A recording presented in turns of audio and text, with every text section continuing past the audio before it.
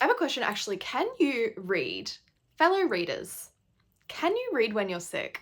Because I wish so bad that I was the kind of person who could utilize like bedridden hours as reading time. Like it is the perfect time to read, obviously, when you're just sick and all you can do is sit on the couch or sit in bed and do nothing. But for me, if I am like feeling poorly, you will not catch me reading. I cannot read. I get into like such a sooky mindset and my brain just shuts down. And I don't want that. I want to be the kind of person who can read when I'm sick. So if you are the kind of person who smashes out books when you're sick, tell me how you do it, please. Hello and welcome to my slightly belated March of Reading wrap up. And what a month. What a month March was.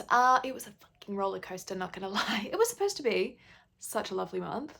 I had so many nice things planned. I was going on a little trip. I was going on an interstate holiday for a week to visit friends. I have a few friends that live interstate. But life had other plans.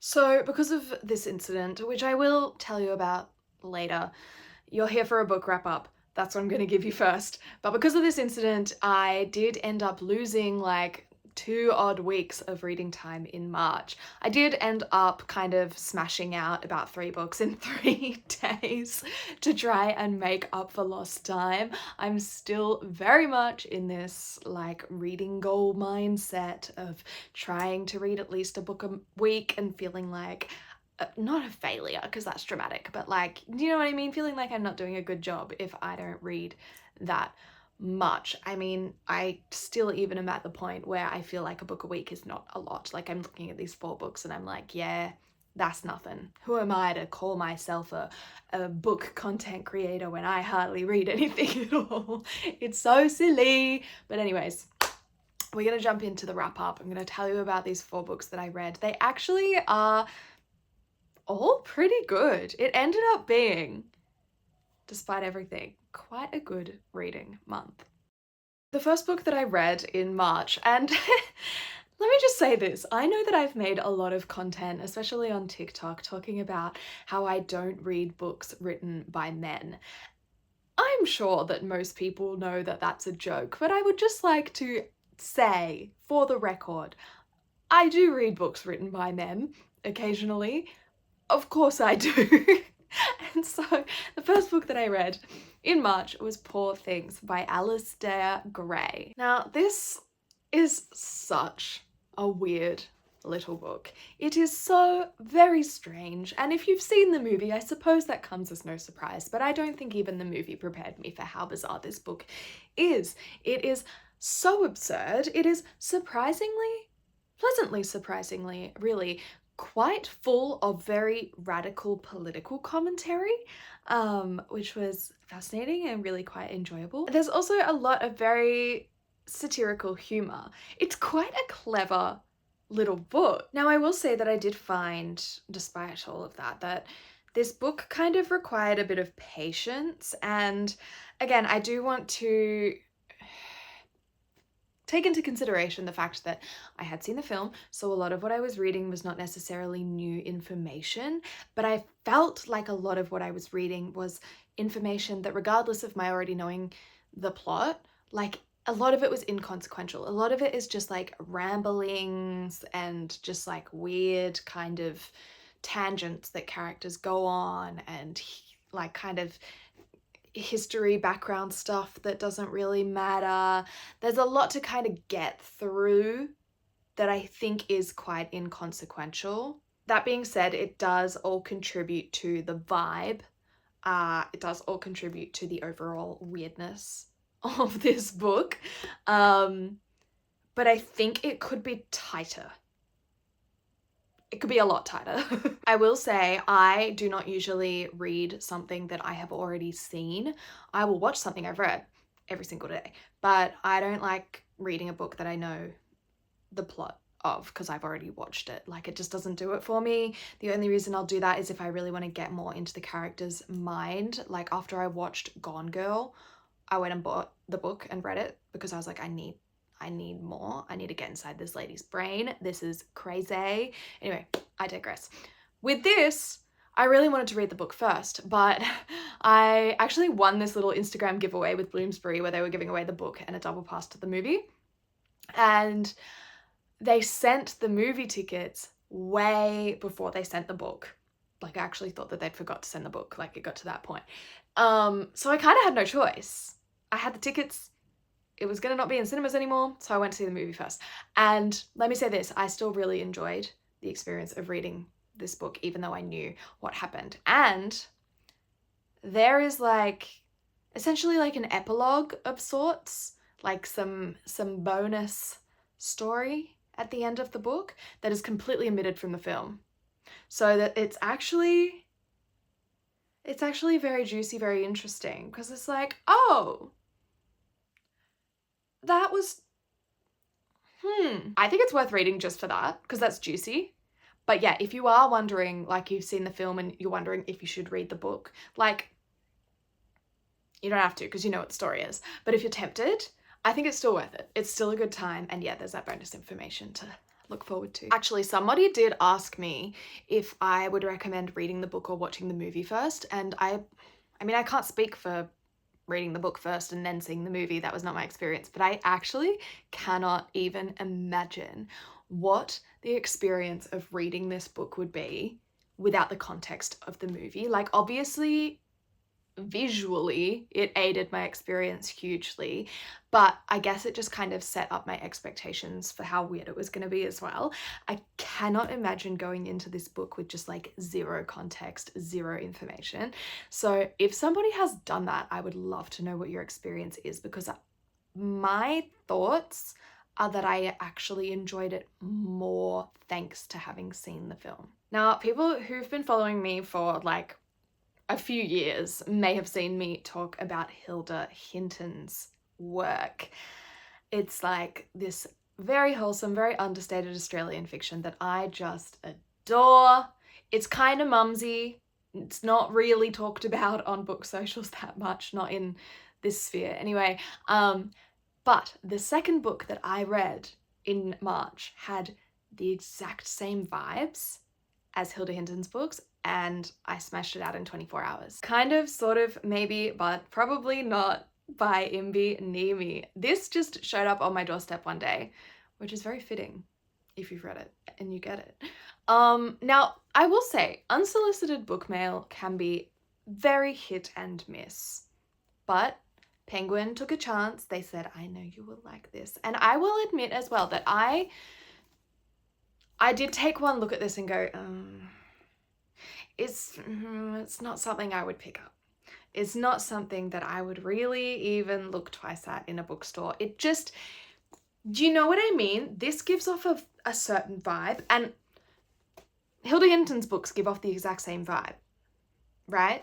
But it gives off a certain vibe that I feel like I don't like for some reason, because I guess I do fucking like it. Anyways, it looks like and sounds like a very light read, an easy read, and that was really exactly what I needed while I was recovering from the incident. And so I thought, oh, fuck it, let me give it a go. The sun is testing me. I hope it stays out. Sorry about the lighting in advance. So this is set in 90s Melbourne, and it's about two young women who are living very different lives, who fall into a friendship thanks to some mysterious postcards. So Phoebe, who is a very kind of introverted, anxious type, she's living in Footscray, she's working at the local library, and everything's just temporary for now while she's trying to figure out what she's gonna do next. And then there's Suze, who's living in a very chaotic share house in, I think, Fitzroy, and she's pretty much wasting all her time on like the worst kind of inner north fuckboy that you have ever met, and you know exactly the kind of dude that I'm talking about. What unfolds is really quite a beautiful story about love and friendship and secrets and trust and vulnerability. It's very wholesome. I really enjoyed it. Like I said, I smashed it out in like 24 hours, and sure, part of that is because I couldn't fucking do anything else, but also I actually just had a really good time reading this. It is a light read, it is an easy read, but it's a very cute, very sweet story, and I really recommend it. And it's a very strong reminder to, yes, judge books by their cover, but maybe a little less harshly. Maybe just keep a bit more of an open mind with like restricting myself to certain kinds of books that I think I only enjoy, because I actually enjoy other kinds of books as well. Next, I read All Men Want to Know. This is a translated memoir of scenes from Nina Bouraoui's life growing up in Algiers and France. It's separated into themes of remembering, becoming, and knowing, and Nina sort of takes us back to the formative years of her life, moving between the two countries with her mother and sister, as well as her later teen years in Paris, navigating life as a young queer woman. Now, I found, while this book does feel very personal, it lacks a certain depth. And I think that that is due to the vignette style. Like, it is just small scenes from her life, and while this isn't like objectively a bad thing, it is done very well. I personally, would have been moved by the content a lot more had it been executed in more of like a narrative style. Just for me personally, that would have worked better in terms of it being more emotional, more deep, more moving. Kind of like how I feel about Joan Didion's writing. I also always wonder how much is lost in translation. I mean, I feel like I so rarely read translated works that feel very emotional at all, and I find it quite difficult to connect with writing and stories that are not devoid, but certainly far removed from any sense of feeling. I would love to know if any of you guys have any recommendations for translated works that retain that emotional side. The last page of this book is the best page, so it ends on a real high, and it is worth the read, if not just because it's so short. Now, looking back a few weeks after having finished this book, it is surprising to see what I wrote about it. I mean, truthfully, this is a book that has drifted from my memory. There is not much to lose and plenty to gain, I said. Now I do see what I meant. I know what I meant, but I am undecided about whether or not I recommend this. I think maybe it just wasn't what I wanted it to be. And speaking of which, Fragile Animals by Genevieve Jagger, out later this month, is the last book that I read in March. I have conflicting feelings about this book. I didn't not enjoy it. Let me say that.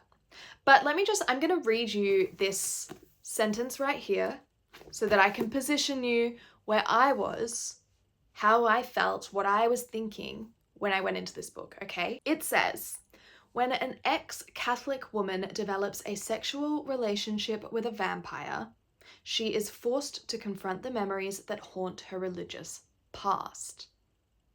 Now just sit with that. Feel the vibes. Imagine what that means, what kind of story you're in store for.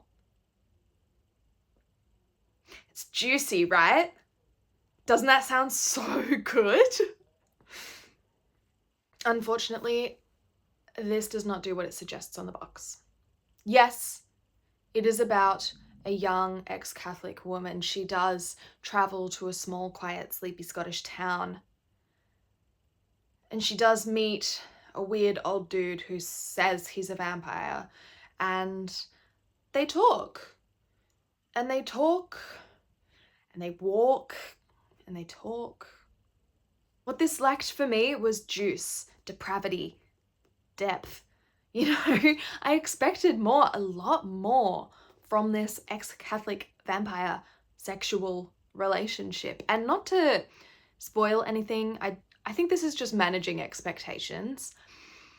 But it is not until well after the halfway point, that there is even a suggestion of flirtation between the two, let alone any kiss, let alone any sex. Now you could argue, I suppose, that this is supposed to be an understated book, that we as a reader are supposed to pick up what the author is putting down without her having to really say it, you know, that it's not supposed to be super weird or dirty or messy, that it's just not that kind of book.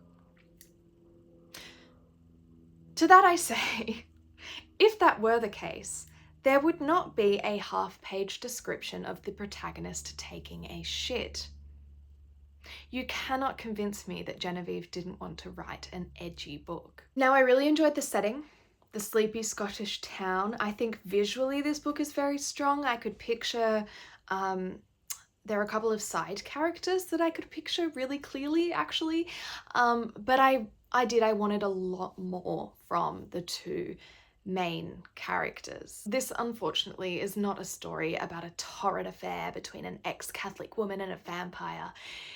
It is a story about a young woman who was raised Catholic and has some very deep trauma relating to her mother, who has run away from her life after a breakup and is very subtly pursued, if not groomed, by the weird older guy who is also staying at her Airbnb. And I'm really disappointed because I feel like this book has so much potential to be the next like hot weird girl book. I mean, for starters, is that not just like one of the best covers you've ever seen? I'm obsessed with this cover. I was expecting to read about a sexual affair full of like physical and emotional conflict, and I just did not get that at all. This was not what it set me up to believe it was going to be. And the saddest part is that had my expectations been managed, had this book been marketed differently, I might have really enjoyed it.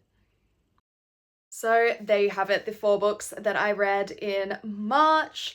I have a good feeling that I'm gonna read at least one more in April. I have already read one banger and one book. There might be a full review coming of one of those. Stay tuned. Thank you so much. If you are sitting here right now, thank you for making it through this video. Before we wrap, let me tell you about the incident. So basically, I woke up the morning that my boyfriend and I were supposed to leave for our interstate trip, and I had a bit of a stomachache. But whatever, we pushed through. We made it to our destination. We hit the airport. We had our 7 a.m. beers. We got on with our day. Now, if you were born and raised in a female body, you understand that a little tummy ache is something to be forgotten and endured, not something to, you know, pause your life for, right? We get on with it. So that's what I did. It wasn't until about 11 p.m. that first night when my boyfriend came home from the footy and found me basically in like fetal position, rocking back and forth in so much pain that he was like, okay, let's go to the ER. And I was like, oh, it's just a bad tummy ache, you know, like, it's okay. I don't want to cause a scene. Like, I don't want to make a fuss. I ended up spending 6 days in hospital recovering from abdominal surgery to fix my twisted intestine. So, yeah. Ladies, don't ignore a stomachache. Granted, it felt, we all thought that it was appendicitis, so it wasn't exactly the kind of like stomach pain that you can ignore. It was pretty fucking bad. But yeah, apparently your intestine can just like twist and wreak havoc. So that happened. But I'm fine now. I'm doing okay. Everything's back to normal. So it's all good. Don't stress. But yeah, didn't really get my lovely interstate trip. That just ended up being spent in a hospital. So there we have it. Thanks for sticking around for that story. I have some exciting videos planned. They are coming.